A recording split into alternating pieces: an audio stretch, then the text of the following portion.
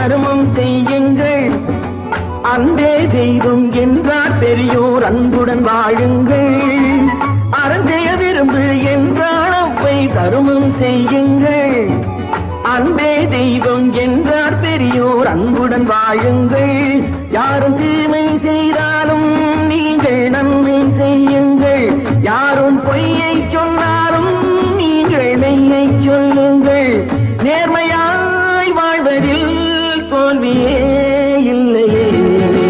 தங்கங்களே, நாளை தலைவர்களே, நம் தாயும் மொழியும் கண்கள். சிங்கங்களே, வாழும் தெய்வங்களே, நம் தேசம் காப்பவர் நீங்கள்.